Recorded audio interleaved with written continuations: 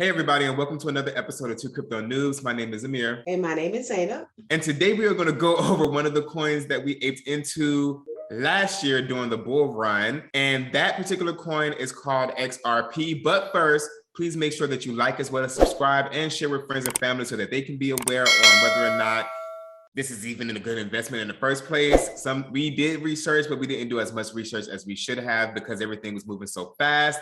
But we want everybody to know whether or not we made a good decision or not. So without further ado, cue intro.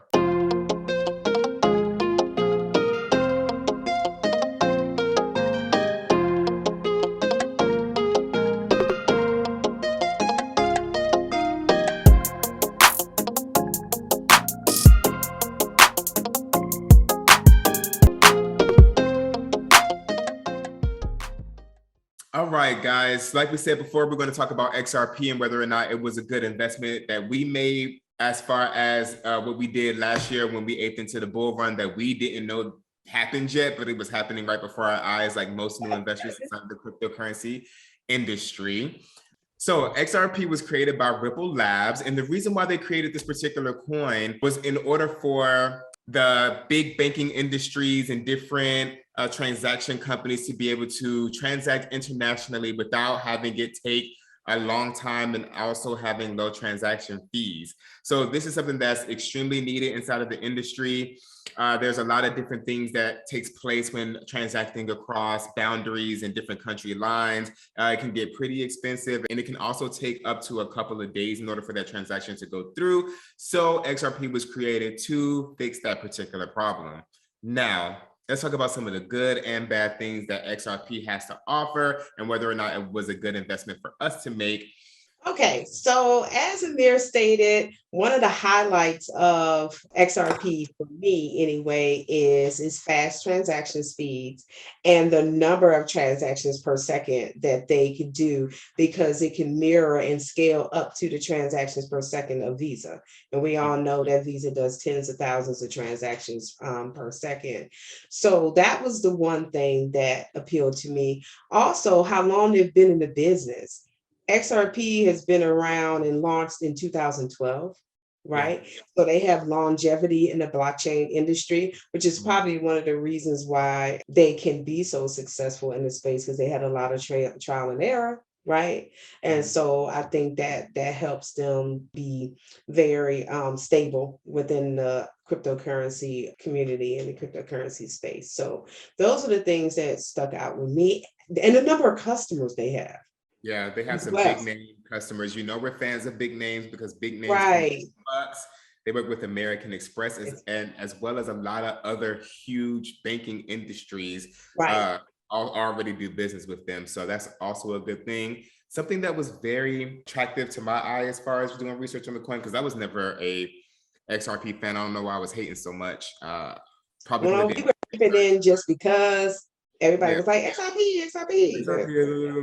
But now that I finally did, the research, there's a couple of things that stuck out. Like we said, they work with big names, and also they can record a transaction in less than 5 seconds. Right. So that's real live American Express type numbers, credit cards, tap and go, stuff like that. So that's a very attractive feature when it comes to doing business dealings. And also they have something that I don't like, which is something that we can start getting into, which is their, how do you say, verification? What is it? Help me out with this. Validation. Validation model. They pretty much use a form of validation that's more like centralized. They pick a number of trusted partners that they trust to validate the block. Now, it's a pretty huge amount of people who validates these blocks, and they have to come to a common consensus that yes, this is a valid block. And there's nobody who can come in from the outside and say, okay, so it's majority rule. Let me create 50 of these different blocks. And they'll be like, yo, I don't know who you are. You're not on the list.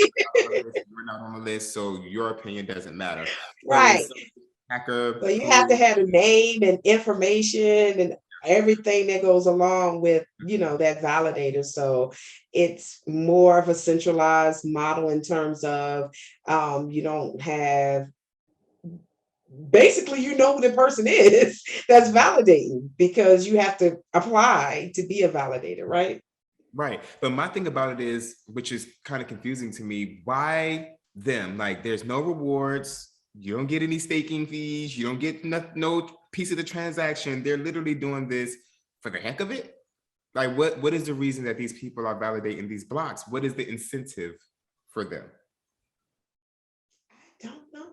I don't know either. That's what makes it kind of fishy, because if they did decide to say, hey, let's all 50 of us come together and make some fake transactions, they could validate it. That's my yeah, let's talk about that for a minute. So again, the only way that you have a vested interest in becoming a validator on the XRP's platform is that you have something to gain from it, right? So if you're a big name that is a customer of XRP, right? Then you should be the one that's signing up to become a validator, correct? Right. Because you have some vested interest and you have something to gain. So let's share screen real quick. Let's talk about this. So the incentive structure for validators. It is the validators who decide the evolution of XRP ledgers. So any business that uses or depends on the XRP ledger has an inherent incentive to ensure the reliability and stability of the network. Okay. And so as we go down further, this means that additional incentives such as the mining rewards in Bitcoin are not necessary. Ripple avoids paying XRP as a reward for operating a validator so that such incentives do not warp the behavior of validators. Validators also earn the respect and goodwill of the community by contributing in this way. That's how they get their validators. They're like, hey, if you want to validate a transaction, this is what you gain from it: the goodwill of the community. That's your reward. So let's talk about that for a minute. Okay. So in a sense, right? And this is what my issue was back when I first decided to research XRP, right? So let's stop sharing for a minute. Have some real talk. So this is the reason why I didn't invest much in XRP back in, May 2021, because to me, it aligned itself as a banking model, the banking model that we have now today, right? And so that which is, in my opinion, could be a pro, could be a con. A pro in that because it aligns to the banking structure we have today, thus the customers that exist today would be interested in this platform, especially if it's cheaper for them to utilize because it's something they're familiar with, right? But it kind of goes against the whole blockchain vision of decentralization. Right. So that was my huge issue with XRP then, wherein I only invested a small amount. And I picked up a little bit more during the downtrend in the market recently. But that's kind of still a con for me too, in that it's not decentralized, You have to trust everybody who's a validator in order, like, they make the big decision. It's just like, hey, right. If they feel like there's a discrepancy in this block, they can come together and cancel the whole shebang. So, and another con that we all know about, it's in the news, whatever the case may be, is it's being investigated by the SEC. Now, do I think that the SEC has any real anything that's going to take XRP down? No, I don't believe that that's the case. Mainly because if it was the case, something would have been done about it by now.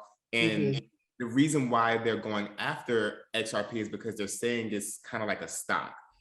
It's a security. A security, which means that it should be regulated. But in all actuality, it's not a security. It is blockchain technology that's being used, but currency.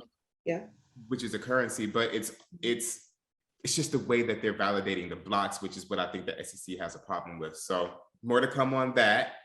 Do I believe that it's a end all be all? No, because once I started doing more research on XRP, I don't have any XRP. I'm not gonna lie.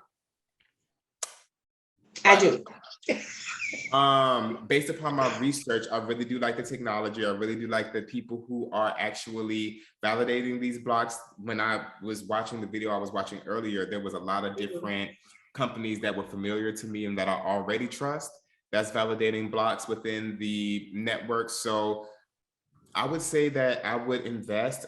Ripple's been cheap ever since I've pretty much been looking at it. It's never really gone up in price significantly to the point where I feel like it's not affordable. I would definitely wait until it goes into the, 80, 90, 70 cent mark, and I would buy me a couple. But I do believe that it's good technology. I do believe that there's a place for it.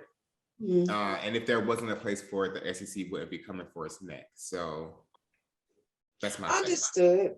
But for me, I think it's a way to get banks and businesses familiar with blockchain technology.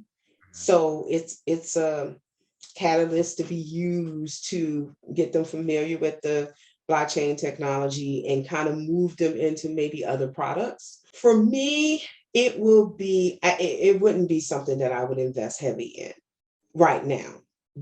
I mean, when it goes down more in price, I may pick up a little bit more, like when it was down at 60 something cents recently. Exactly. You can pick up a few. But for me, I don't know. My gut, and I could be completely wrong, and people could be running this video when it's at $100, right? And saying they were wrong. But for me, I just would look at it as a flip. So for me, it's a flip for me. For you, long-term hold, buy long-term hold for you. See, this is the thing. I'm not even holding it. Start there. Right. So would you buy it? Is it a buying opportunity? I would probably buy some the next time it dips. I'm not gonna buy a whole lot because I want to make sure that I have a little bit of everything just in case it does, pump or whatever the case may be, so I can flip it. But is the technology so vast that I think that they're not going to find an alternative solution? Nah. I think there's plenty of different blockchain technologies and platforms that can mimic XRP. Yes, they are the oldest, but so is Ethereum. And we see the problems that they're having. And I do believe that there's other alternatives to Ethereum that might kind of outshine Ethereum and other cryptocurrencies. So I would invest just because, So for me, I'm not super excited about it. I would add to my bags if it go down. Am I buying thousands and thousands and thousands and thousands of XRP? No. And the main reason why I'm not will probably be the reason why the price shoots up, right? Is because it's trusted by banks and they are the validators. And so it's a way for them to transition into the blockchain and cryptocurrency space. So low transaction fees and fast speeds. So I get it. I'll buy a couple. Yeah, okay.